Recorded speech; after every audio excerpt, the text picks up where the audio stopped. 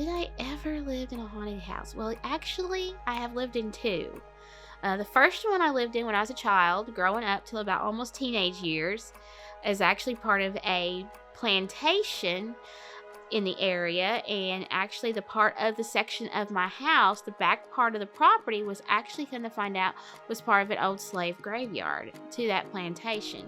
Then later on in my late teenage years, we end up moving to a house that in 2012, we didn't really have a lot of activity in the house until 2012 when I had a house fire, and after that, that's when a lot of activity happened. And I've always been inquisitive about the history in my town, so along with the ghost stories and my own experiences with ghost stories, yes, I had to write a book.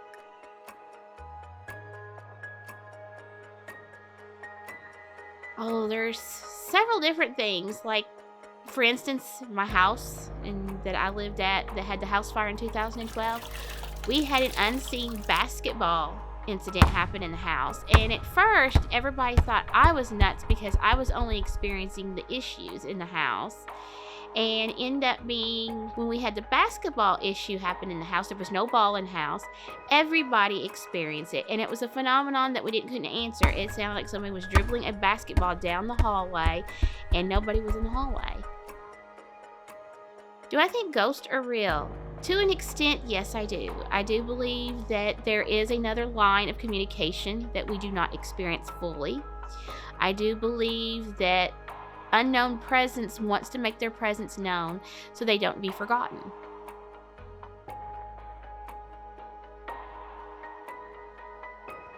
There has been some skepticism already since the book has been published. I've had several people actually private message me and asking me more questions about certain things in the book because they didn't experience those things when they went to visit the places. So I've actually gave them a little bit more extent knowledge of some of the backgrounds of some of the stories, of how I researched some of the stories, of how they came about. So some people are still inquisitive on how my book is written. I have been investigating a paranormal investigator since 2012. I have been to every place across the United States. I have not hit every state, but it's on my list. I always study, I always read different things, trying to improve me as an investigator, improve me as a historian, to improve me as a storyteller, because I consider myself a storyteller. Even though I'm a historical researcher, I am a storyteller because I am telling a story out of my books.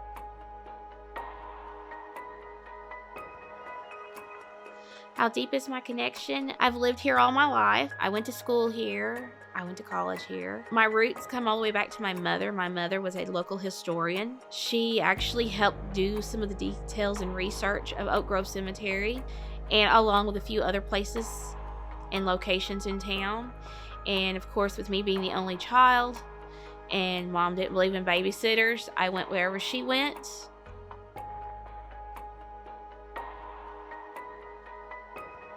Well, we've actually have opened public investigations. We've actually done ghost tours. There's several different things where people can be embodied into some of the stories that I have written about, and that they can personally get themselves involved. They can visit some of these locations because some of these locations are open to the public.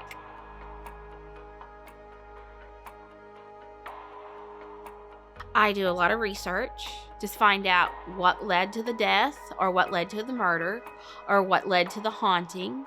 Usually there's a cool backstory behind each one of them. Like the fire on the 14th floor of the Urban Cobb led to the death of somebody on the 14th floor of the Urban Cobb. To the point of, some people get stuck to the location they are, and they could be sweet people that just don't want to move on, and they lead to the point of, from broken hearts to dreams to anything in between.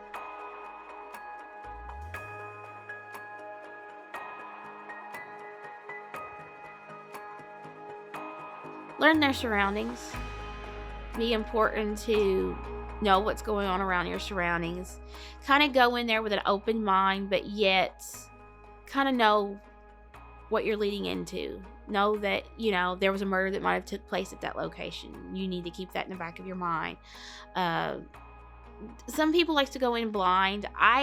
To an extent, I do, but I do need to know if there is a tragedy that has happened in that building, then I know I'm coming into a situation that might have, that opens up to the point of, oh, this might be an interesting night because people have had experiences because of that tragedy.